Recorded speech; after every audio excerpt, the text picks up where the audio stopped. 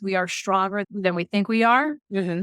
And we just have to tap into that, whether you're making dietary changes or attempting to do something else that you really want to do. We are resilient. And that has certainly been something for me that feels good. It feels good.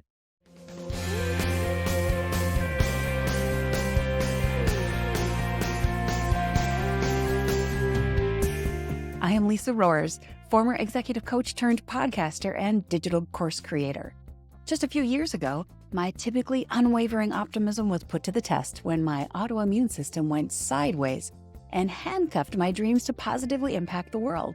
Fast forward, though, through years of failed experiments, dozens of doctors, and countless hours of research, and I am now a healthy, thriving CEO of a business that is positively impacting the world by empowering people to exchange fear for fortitude and dis-ease for durability. I created the Sunshine Cafe podcast to give you strategies to be your best self-advocate so you can focus on the things which light you up. If you're looking for hope and encouragement to live a life you love, then you're in the right place. Let's dive in. Hello and welcome back to the Sunshine Cafe.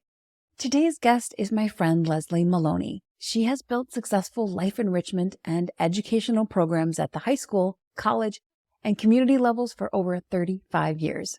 She loves to have discussions that broaden perspectives and deepen our understanding of ourselves and each other.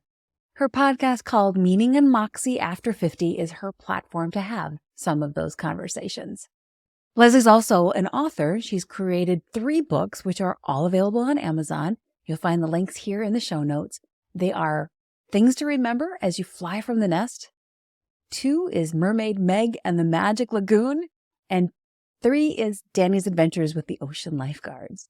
And she's also got another one brewing in her imagination right now, so stay tuned. Leslie's married to her college sweetheart, and they have 2 wonderful children. She loves to travel and be with her friends and family. She's just delightful, and I hope you enjoy her stories. Let's take a listen. Hi, Leslie. Welcome to the show. Hi. Thank you for having me, Lisa. I'm excited. Oh, my goodness. I've been looking forward to having another conversation with you. First of all, this has been like one of those days. Have you ever had those days? I just woke up at I actually never went to sleep last night. I finally fell asleep around 3:30. And so I just feel kind of like haggard. I mean, I'm sure people listening feel like that. Some days you don't know why, but you just can't sleep.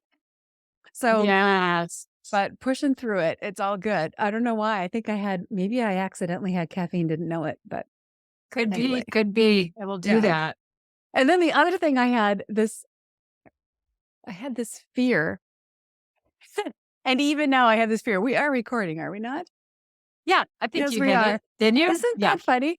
You ever been on a Zoom call and you're like halfway, you told yourself you were going to record it for someone, and then 10 minutes into it, you are finally remember to hit the record button.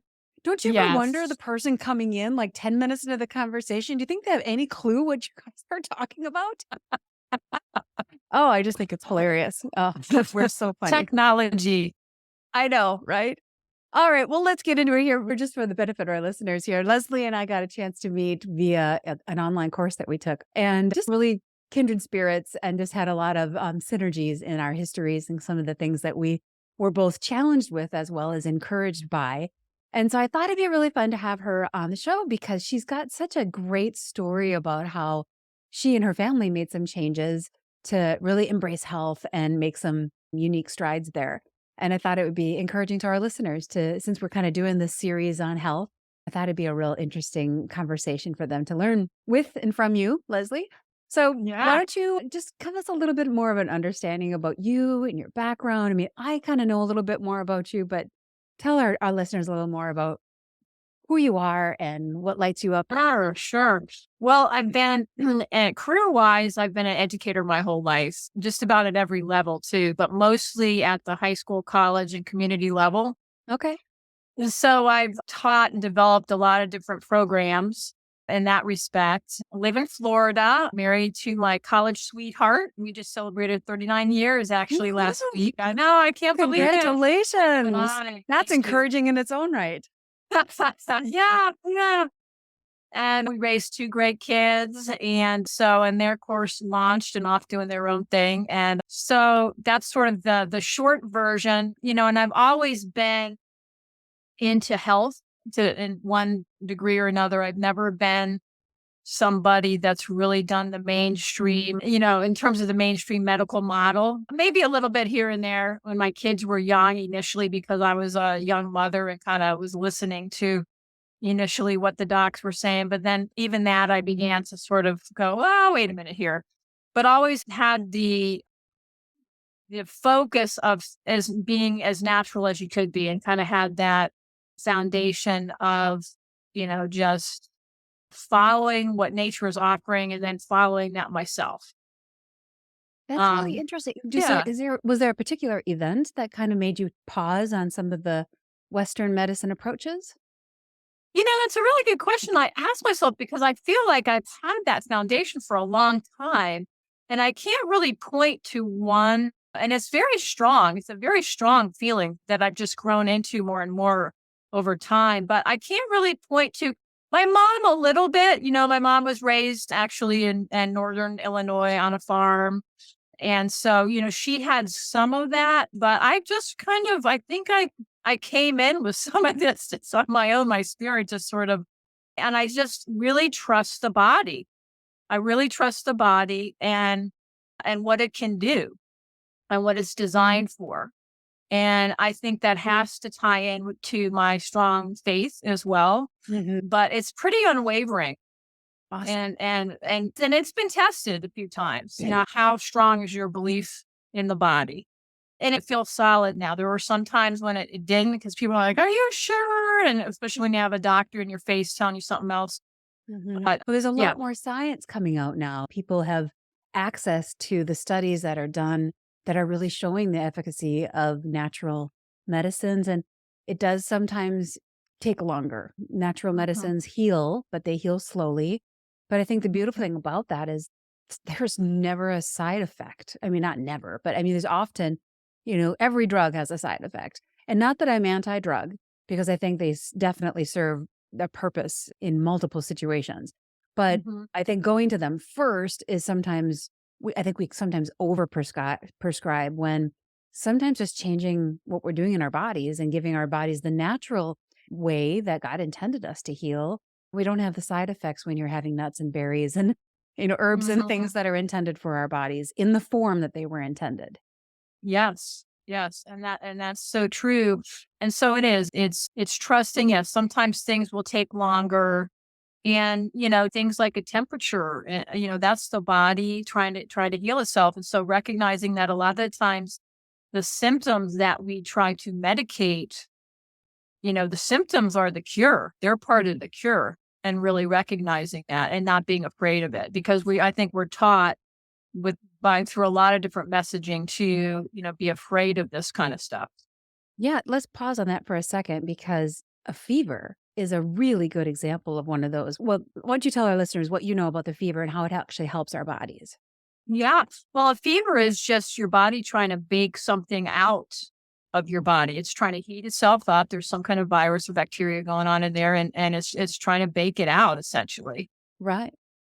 Yeah, there's certain viruses and whatnot that are not able to withstand high temperatures, but the good bacteria and things like that are able to withstand that high temp.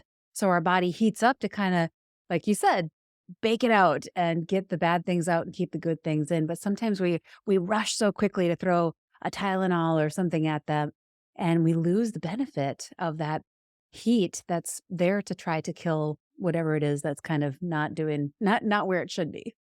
Exactly. Or a cough. A cough is our body trying to expel mucus Mhm. essentially. And so when we mute that, we're not allowing the lungs and all that to work together. Mhm. I mean, I had this cough for 2 weeks or you're in the middle, you're about to give a speech or something, obviously, you wanna take a cough drop, but, being patient once again with the body that cough will go away, let it run its course, let it do its thing.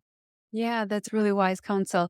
I as a singer, one of the things that I learned early in as I was taking vocal lessons and learning how to sing appropriately and trying to take good care of my voice is not to take a throat lozenge or something like that if you have a sore throat. Because what you tend to do then is you talk because you don't feel the pain. And the pain is actually there to help protect your throat and your vocal cords until you're in a place where Mm, it's healed and you're in a better place. So yeah, just actually inviting that pain to say, well, that's a good boundary for myself. So I don't talk or overuse my voice while it's in this process of healing. sure. Sure. Mhm. Yeah, that makes perfect sense. Yeah, I never really thought of it that way. But yeah, because once again, yeah, it needs rest. I've even read things recently about some different ways of approaching when we have, let's say we sprain an ankle. Mhm. And one of the go-tos is put ice on it. Mhm. Right? And so there's some thinking now not to do that, that the body has swollen up and it's trying to protect the injury, kind of like the throat that you're just describing. It's trying to protect the injury, and our job is to stay off of it. Mhm. But a lot of times we get that ice right on there because we're trying to reduce the swelling because we got things to do and want to be out the door. Yes. Right. And so even something as basic as that, if you do some Google searches on ice, there's some doctors coming forward saying, well, maybe we need to rethink that. It's an interesting thing for us all to be aware that science in general is a wealth of information, but it's only valuable in this moment. As soon as we learn something new, or as soon as we get another data point, or as soon as we get another experiment that tells us otherwise, then science changes, right? We've got Mhm. all kinds of examples of where doctors even were doing one particular approach, and once they learned from a trial and error or study, then they got to shift their approach because another approach was proving to be more successful. So, yeah. Mhm. Yeah, and good research, right? The research that's not bought and paid for, and realizing that the true science is always changing. We sometimes I think we get caught in, well, this is how I learned it, or this, and it's like just what you're saying. It's continually changing. We have to be open to that, but also being aware of where are we getting our messaging from? Where did that study come from? Who paid for it? Is there a conflict of interest? Because there's so much of that going on. Mhm, mhm. It has been going on for a long time. And so just being aware of where these different research papers are coming from, and is there some other ulterior motive in their messaging? Yeah, excellent point, Leslie. Yeah, to just make sure that the data you're getting is independent and without ulterior motives. It's really great. Okay. So you've been a teacher, by the way. I just have to say thank you. I'm just a huge fan of teachers and all of the ways that you pour into the youth of our country and all the things that you help raise them up, not just in the topic of whatever course it was that you were teaching, but also in just learning how to learn from a teacher, learning how to learn in that school environment and how to cooperate with other students. I mean, those are life lessons that you just can't replace. Those are really important Oh, things. thank you. Yeah, Thank so thank you. you for your for all the work that you do as a teacher. Tell us how you got into teaching, and then let's talk a little bit about how these two worlds of your health and your teaching kind of have come together. Okay. Well, I think I really got into teaching probably my older sister. She was a teacher Mhm. and she was quite influential on me. And I saw what she was doing and it just seemed to be something I was like, oh, okay, I think I would like that. And school in general was typically a place that was positive for me. So to enter that world felt familiar. Okay. And so, yeah, I became a social studies teacher, and my degree was actually in sociology, but I became a social studies teacher. So I was teaching all the subjects pretty much underneath that umbrella.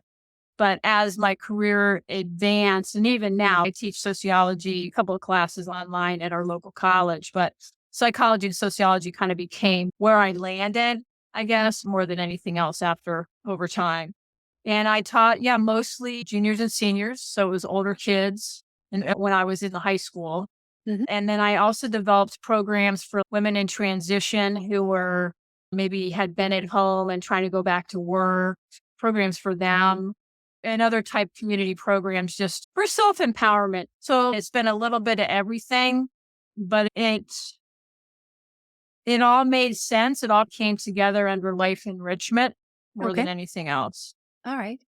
You had mentioned when we had chatted before our conversations in the past, just about some of the fasting that your family has done and some of the choices that your family has made to go kind of away from the standard American diet, which I think is hilarious that the acronym for the standard American diet is SAD, SAD, the Mhm. standard American diet.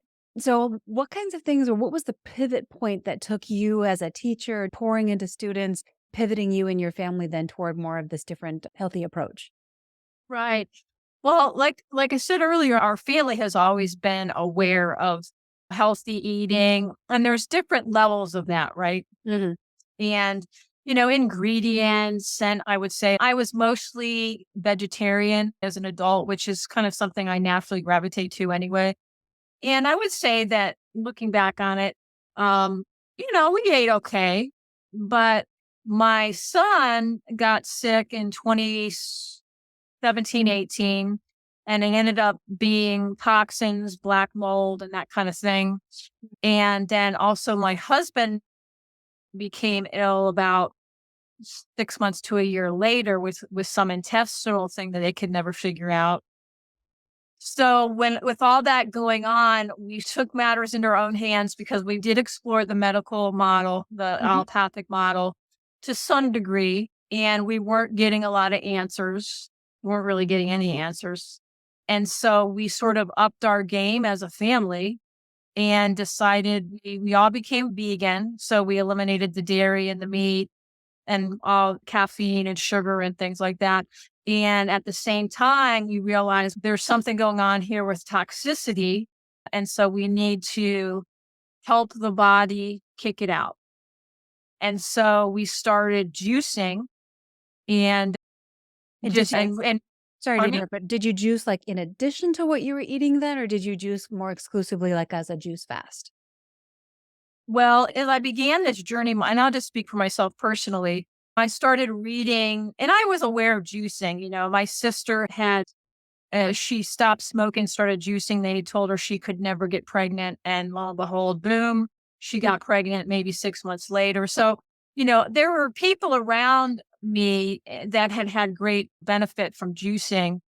And I had played with it a little bit here and there, but nothing long term and more serious. I had just kind of dabbled. And so I began to read about some of these people that said, well, just eat fruit all day. Just go eat fruit all day. That's because you don't want to just jump right into some of these. You sort of have to ease your way into them and see how your body responds depending on how toxic it is. Mm. So I remember standing there my backyard. And I thought, okay, I'm going to do this because I'm not going to know unless I try. So I remember thinking, all right, I'm just going to eat apples all day. And I'm just going to see what happens. And so I did what I had to do that day. And by the following day, I'm like, I feel pretty good. And you know what? I'm still standing. And I think I maybe lived. there's some, yeah, exactly. And so it was sort of from there, okay, well, what would 2 days be like? And so on. And then once you're doing that, or if you're doing that with vegetables, can be the same way. Then it becomes, well, what would happen if I started juicing these things and my body didn't have to use energy to digest? And so then from there it was mostly using fruit, which fruit is is more pulling than vegetables are. I mean, it's all different levels, and really, it just comes down to alkaline versus acidity. So, And will you when we explain what eat you mean by pulling for our listeners? okay, pulling toxins out, Got it. pulling toxins out of the body, because what ends up happening is when we start to give our body a break, whether we're just eating fruits and vegetables or we're juicing or we're water fasting, whatever level you're going to kick it to, your body can then start to work on healing because we do hold toxins, especially in our fat cells. That's where the toxins will stay and hide. Hmm. And so when I say pulling, I mean that the body will start to will pull it out. Right. And some people can, yeah, depending on the level in their body, there will be what they call healing symptoms that come along with that. Like you might get sick to your stomach, you might want to throw up, you might get a headache, you might have no energy. and so on and so forth. And people usually at that point say, I can't do this. This is making me feel bad. Well, that's the point. And kind of reframing that as this is part of the symptoms because these things are exiting. Right. We all can kind of imagine, we've seen maybe even if just in the movie, somebody who is an alcoholic or a drug addict who is going through that detoxification process where they're physically feeling a whole lot of symptoms because they have stopped the drug, the alcohol or whatever it might be. So juicing is very similar to that. You That's a start great analogy. Yeah, Mhm. you start juicing and all of a sudden your body, it's freed up to say, great, thank you for the break. Now I can get rid of some of this stuff that I haven't had the resources and the rest to get rid of.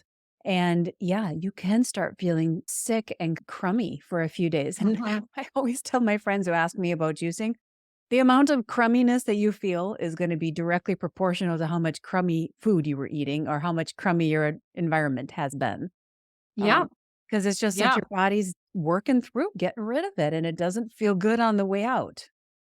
Exactly. And usually the hardest time of a fast, and it doesn't really matter what type of fast, is the first few days. And Mhm, then a lot of your cravings start to fall off. mhm, And then if your symptoms get too strong, you can always slow it down. If you're moving too fast and it's like too much, then what you do is like you can start introducing more vegetables to your juices because mhm, vegetables will slow some of that down.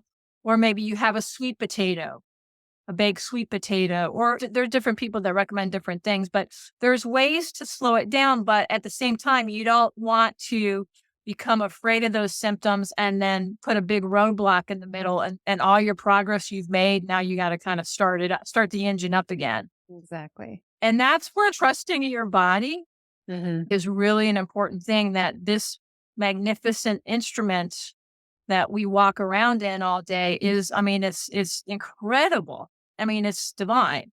Yeah. It's divinely created and it knows what it's doing. Yeah, it sure does, and I love what you had said about taking a pause to listen to your body and listening to what things it needs and, understanding that if you're going to do a fast, whether it's intermittent fasting or water fasting or juice fasting, that you're gonna have those couple of days of kind of a crummy feeling. But if you can trust your body, give yourself 3 days and then start listening. I think it's a process. Don't you think it's a process of learning? I love that you did this experiment. You just say, "Hey, I'm not gonna know if I don't give it a try." And how you woo, survived at the end of the day. I did apples for a day. I didn't eat any meat and I actually lived to tell about it. That's it's kind of fun when you reframe it and you start embracing the excavating of our own self and what is it Yeah. that this particular body needs because we are so individual. Everyone's got different needs, both food and nutrition wise and movement and everything. So, Yeah. And it's so true. And you won't know unless you try. mm, And there's so much misinformation out there that we've been told. And so you have to find out for yourself. And maybe you don't jump into a juice fast. Maybe you just start cleaning up your diet in a big way.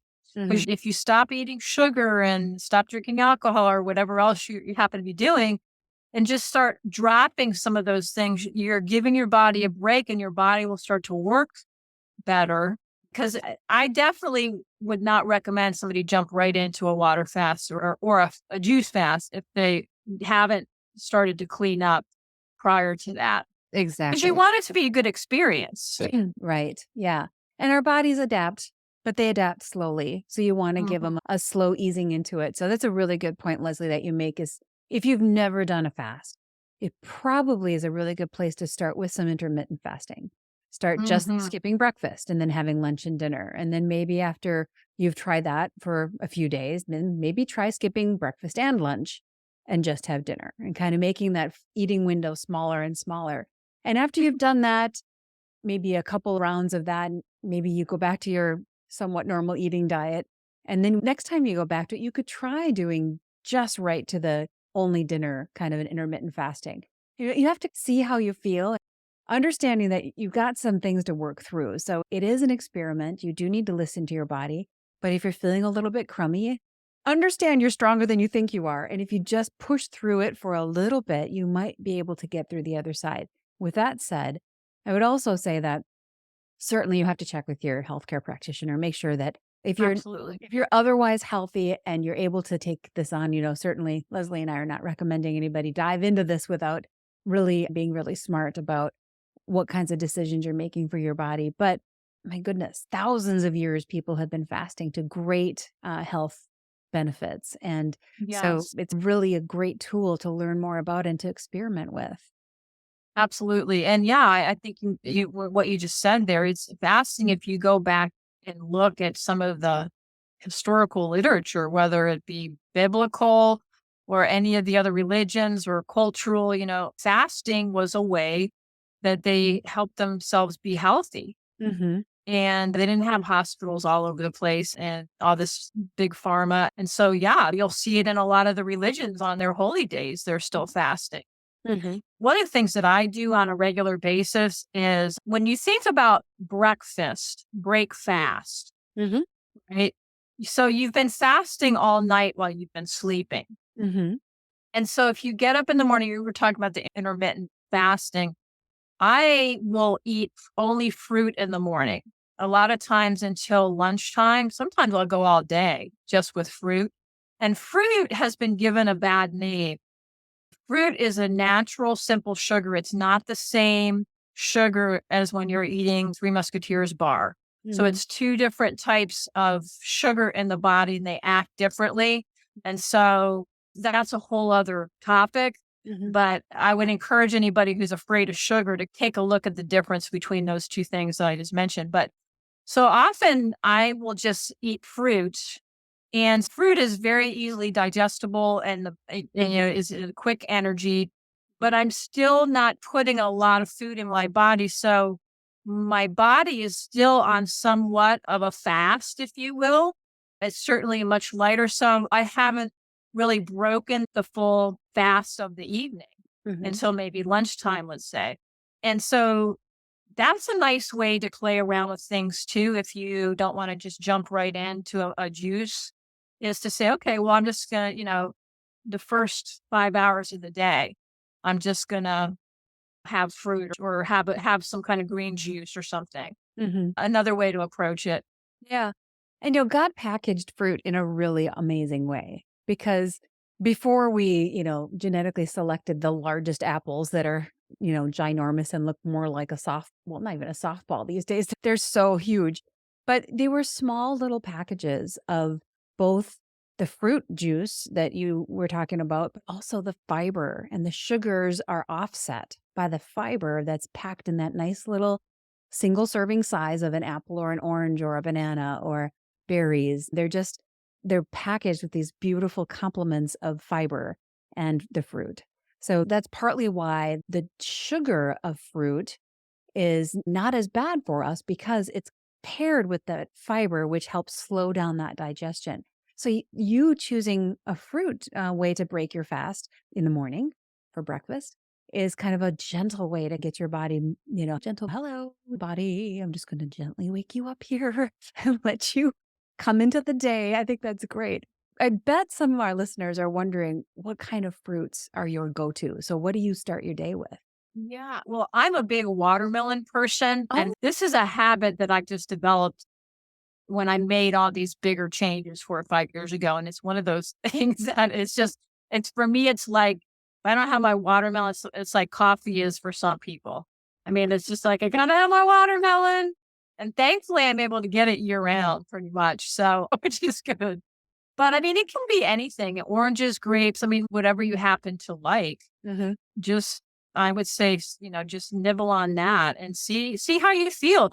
What I do notice is if somebody will invite me out to breakfast or I eat maybe something that's heavier, Hmm. and I immediately can tell a difference in my energy level for the rest of the day. Yeah, we're more sluggish when we have that big breakfast meal. Yeah. And so it's become so typical for me now that that's just how I want to run. If I want to get things done during the day, I want to do this, I want to do that. I want that high energy level. Hmm. I'm going to take this back to that conversation that we were having about listening to your body and being your good self health advocate. Because when you start really listening First of all, I think there's a lot of people out there who don't even know how good they could feel because they're so used to feeling the way they do feel. So again, going back to your comment about you just don't know if you don't try, right? Yeah. You might be missing out on the best feeling, the best, most energetic way of living that you've never even been aware of. If you don't know about it, you just never tried it. So so being that health advocate and learning to listen to our bodies, then once you've done a couple of these fasts, then you really notice the difference, don't you? When you have a heavier breakfast or you have the more greasy meat and eggs kind of a breakfast, you just notice the difference. And Yeah. not to say you can't ever have that. It's just kind of good to note. Okay, all right, body, you don't like that as much. I'll try not to do that every day. Yeah. Oh, you do. That's very, very true. And I think now for me, if I'm walking through the grocery store or by a restaurant that has some really, really yummy stuff, Uh-huh. and it's like, "Ooh, that looks really good." I pause for a moment, and I know how I'm gonna feel. The glory of eating that for 30 minutes or however, 15 minutes probably, and how I may feel after is not worth it. And you get to a point where it's not even really a temptation. You Hmm. just sort of go, "No."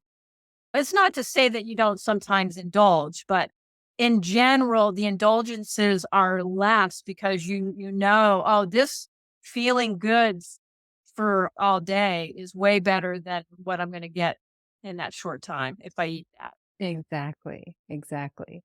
Yeah, it's the difference maybe, I always like to try to find different terms to put it in, of having a glass of wine with a special dinner because it's a special thing, but you don't have 5 glasses of wine because you know that you're gonna feel really horrible the next day if you do Yeah. that. It's very comparable to that kind of a food hangover when you start to learn different foods and how they affect your body. You don't wanna feel that way the next day. You wanna be able to enjoy the energy and the clarity of thinking and all the things that come with really putting good nourishment into your body. Yeah. Yeah. Yeah. So true. So true. And I know for me, if I'm gonna crave something now, because I used to have a sweet tooth. It's more something savory for me now. It's not usually something sweet anymore. And I do notice too, because I don't moderate too much with salt, but I try to be aware how much Mhm. salt something has. But let's say I go out to a restaurant and there, of course, they use a lot of salt typically. I'll come home that evening and I'm so thirsty Yes. and I'll be able to tell much more than I did in years past. And usually I'll crave watermelon, of course, because watermelon is so hydrating. Mhm. And I just want to have some watermelon just to kind of start to rebalance all the salt I ate. Yeah, interesting. Yeah. Yeah, Your body's craving the hydration. That's a really good thing that you're aware of it now. You can hear what your body's saying to you. So, right, right. okay, so let's back up a little bit then. You mentioned about the health concerns that both your son and your husband were having, and then as a family chose to make this direction change into more of a vegan way of eating. So, Hmm. what kinds of outcomes did your family experience after making some of those changes?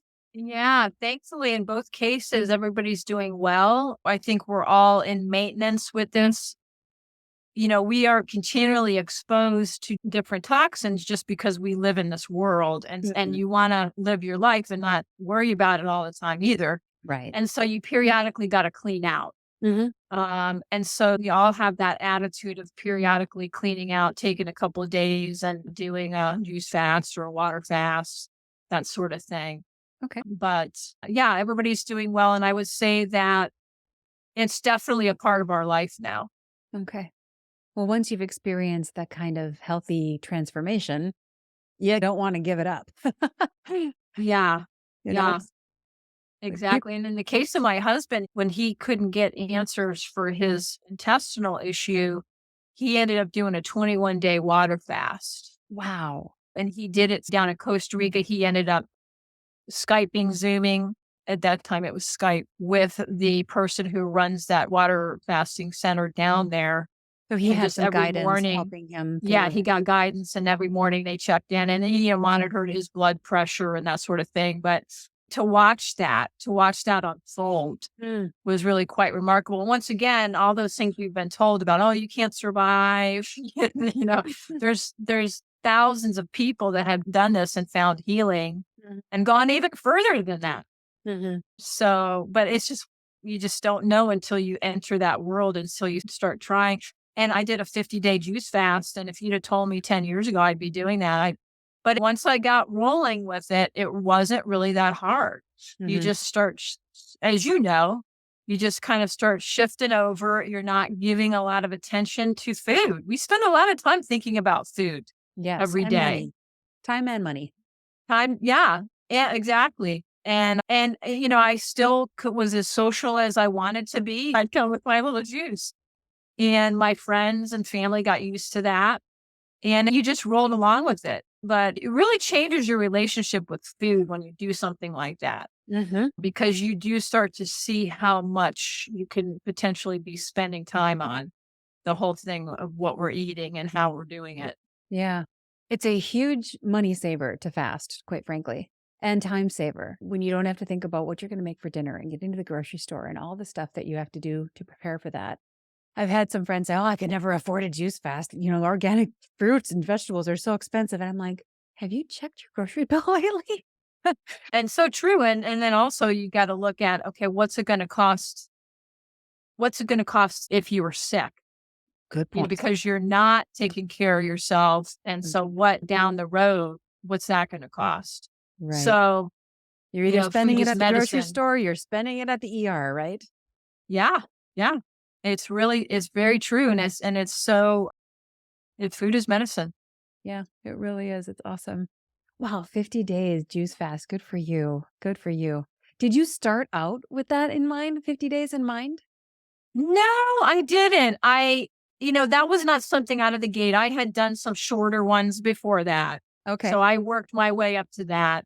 And it was one of those, I'm trying to remember now how I started that. Cause sometimes I would go into those and say, well, I'm going to start. I'm not really sure how long I'm going to go, because there's times when it's harder than other times. Mhm. Sometimes there's emotional stuff going on, and maybe it's just too hard at this time. You're stressed for whatever reason. And then there's other times where, gosh, this is going pretty smoothly. Let's see what else I can do. And I think on that one, it turned out to be like that. I just sort of was okay. 1 week, let's see how I feel at the end of 1 week. Okay, let's see how I feel at the end of 2 weeks. And Mhm. Yeah. yeah, Yeah, I take a similar approach when I do my fast, and I always make it a minimum of 3 days because that's where you get the real good hmm, body responses that are happening after 3 days. And then I was like, "Okay, we'll see. Oh, day 4 was pretty good. Let's try day number 5." yeah, Day number 5, I feel pretty good. I have found, and I'm a huge, I mean, I was raised meat and potato girl. I honestly think I started college not knowing what was a fruit and what was a vegetable. I mean, I didn't know which one was which. And, mhm, carbs and proteins and all the things that we know about food now, I totally off my radar. We grew up really poor, and so anything that was free, cheap, and or fast was really what we went with. But when I started learning about food and how it helps our body and all that stuff, it was just eye-opening. It was so amazing to me, just the knowledge to learn about what this food can do for our bodies was so helpful. I was gonna say something else about that, and I forgot what it was at the moment. But anyway, all that to say that it takes some time to get educated. Oh, and I was gonna say that if you'd ever told me before when I was younger that I was gonna pass by a plate of tortillas with melted cheese on them, I would say you're crazy. That's like one of my weak spots. Like I just love yeah, tortilla chips with cheese. Love that. Or the sugar or the desserts. But you get past day 3 or past day 4, you really do not want them. They were in my pantry and I was like, "Ugh, I just don't really want it." Which yeah, is, yeah, I mean, for me to not want that is like a major, like, I feel like I just moved a mountain. yeah. I know cheese for me was really hard to give up. That was meat, not so much. I was never a meat person, but Mhm. to any great extent. But cheese was the one. And I remember even when, just like, how is this going to work? And how am I going to socialize? And what am I going to eat? And all those things in the beginning, when you're making these dietary changes, whatever it will be, it feels very uncomfortable because this is the way you've been doing things. And really, cheese, if you study up on cheese, there's an actual craving in cheese. And that's why it's one of those things you Interesting. want it, want it, want it, want it. Yeah, it's addicting. Um, It just yes, it gets is. us. Yeah, Yeah. it is very And addicting.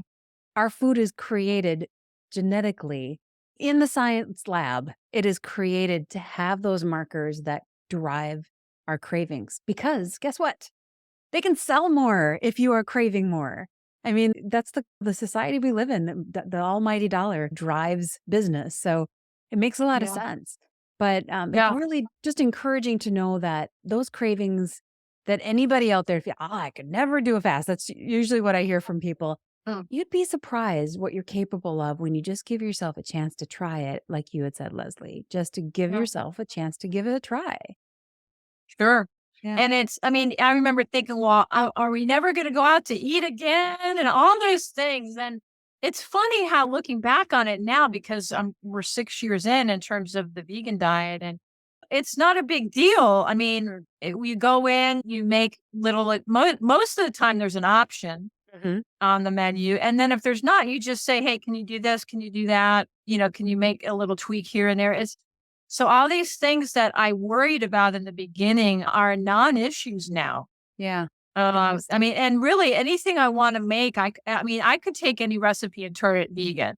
Hmm. And also, I'm not a junk food vegan in terms of some of these fake meats that are out there. Hmm. I'm not big on those because here again, it's Process. processed. And so, you got to get back to what's fresh Yeah. and what's real food, Exactly. no matter what you're doing. Yeah. And as a society, at least for me, I had to learn to separate food from fun. That yes, you can still go and hang out at the event and hang out at the wedding and go to the birthday party.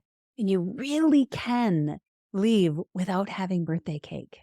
And you will Yes. feel better for it. You really don't have to participate. And again, to take it into a different context, I think about sweet friends of mine who have struggled with alcoholism. Are they supposed to never go to a birthday party or a wedding ever again? No, of course not. They have to learn how to separate fun from the alcohol and that, yes, they can go have fun and fellowship and enjoy those times with friends and family without putting that piece of it into the puzzle. So Yeah. I think we have learned to celebrate so much around that table of food and equate that I can't go to such and such an event because I can't eat. Well, wow, there's so many memories and love and enjoyment and joy that you're missing by marrying the food and the fun so closely that you can't enjoy the fun and leave the food out. Yeah. Yeah. Oh, so it's so true. There's a lot wrapped up in that you have to kind of tease out. Yeah, very true. And it's a process. My goodness, I've been at this working on it for 6 years. It's definitely a Mhm. process. And like you and your family, you kind of have been working over too, I think about the same time, 6, 7 years. Yeah. Yeah. Yeah. And it's funny because I was a social drinker before I made this big change in terms Hmm. of being a vegan. And at that time too, I just thought, well, I'm just going to stop that too because I'm trying to clean up. Yeah. And it wasn't one of those like I'm never going to drink again. I just like I'm trying to clean up. So why would I drink alcohol on top of? And I haven't had a drink since. And it was Oh, one of those things that, and it's not to say I won't, but once again, I weigh it now. I see that glass of wine and I see it a little different now. And I'm like, well, do I really want it that much? And so it's such a great exercise for looking at your beliefs and rebalancing what your priorities are. yeah. And being intentional instead of just eating and thinking later. Really being Mhm. intentional about what we put into our bodies or onto our bodies before we do that. True. That too. Well, I think we're going to have you on the program again, Leslie, because you just have such a wealth of experience. And I love that you are this beautiful soul, everyday teacher who even our listeners' kids might be having class with today. So I just think it's beautiful. You have this very real experience, and your family kind of took this beautiful journey to move more toward the nourishing food that God gave us for our bodies and giving our bodies the best opportunity to heal and cleanse. I just think that's a really fantastic story to hear. You Oh, have a thank you. podcast that you're Glad launching, to right? Yes, I have a podcast that's launching in the middle of January 2024 called Meaning and Moxie After 50. And so, as it implies, we're just going to be having conversations with people men and women that are just living life with courage and grit and spunk and telling a lot of their stories on there and just having fun.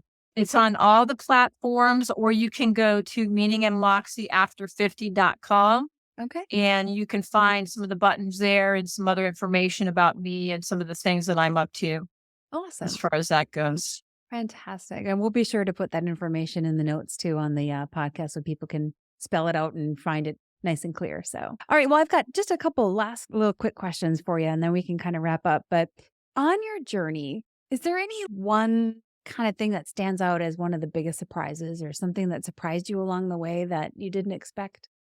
What pops in my head, and this is really goes beyond the juicing journey, but it does apply to that as well. Just how strong I am Hmm. and how resilient. I guess resilient is probably a better word. How resilient I am, and I think that's true for all of us. We are stronger than we think we are, Mm-hmm. and we just have to tap into that. Whether you're making dietary changes or attempting to do something else that you really want to do, that we are resilient. And that has certainly been something for me. It feels good. Yeah. It feels good. Yeah. It does. Awesome. Wonderful. Well, Leslie, thank you so much for the time and just being with us today. It's just a pleasure to talk with you, and I really appreciate the chance to share your story with the rest of our listeners. Well, same here, Lisa. I've really enjoyed it. And I feel like you're going to do a lot of great work and reach a lot of people. Thank you. Take care. Well, so many great things in that discussion. I just want to summarize some key points for you. Number one, trust your body. So often the mild symptoms that our bodies present us with are the cure. It's the body trying to do what it was designed for. So if you have a mild fever or a mild cough, sore throat, they might just simply be indicators to rest. Trust your body, pay attention and listen to what your body's telling you. And sometimes remember that the pain is actually there to protect us from using something that is in the process of healing. Number two, we have to be careful about where we get our information from. If we're taking a drug or taking action on a study, pause and ask yourself, where did that study come from? Who paid for it? Is there a conflict of interest? Is the messaging honest, or are they just trying to sell me something? Number three, if the normal path is not giving you answers, you might need to take a different path. Seek out more information. Be your own health advocate and find the answers you need. Be open to experimenting with different foods or fasting processes. You're not going to know unless you try. Number four, our bodies hold toxins, especially in our fat cells. So if you're starting to fast and lose weight, you'll often start feeling a little worse before you feel better. Just trust that this is part of the process. Listen again to your body. The crummy feeling you might be having could be a sign that your body's actually healing. Know that you are stronger and more resilient than you think you are, and if you just gently push through it for a little longer, you might be able to get through to the other side. Number five, fasting is an ancient tool which has been used for thousands of years, but be wise about using that tool, just like you would any other tools, like a table saw. You might not be able to just jump right into a fast. Consider your health history, past and present, and consider how toxic your eating has been. Start slow, one meal at a time, and see how your body responds. Number six, be wise. If you're considering a fast of any sort, check with your healthcare practitioner and be sure you're strong and healthy and ready to take on this adventure. Also, take special consideration if you're on any pharmaceuticals, because sometimes those drugs require food in your system, and it would not be recommended to do a fast while you're taking them. Number seven, when you face one of your food triggers, take a moment to pause. Consider how you're going to feel after that 3 to 5 minutes of glory. Feel the guilt and the yucky feelings that you're going to have before you eat it. The 3 minutes of delight that you get is not worth feeling how you're going to feel afterwards, or the 60 minutes you're going to have to work out just to burn it off. Number eight, separate the food from the fun. Learn to elevate your friends, family, and the fun of your fellowship over the food. Remember, yes, you can go to the party without having cake. Don't let the temptation of the food keep you from enjoying time with those that you love. Life's just way too short for that.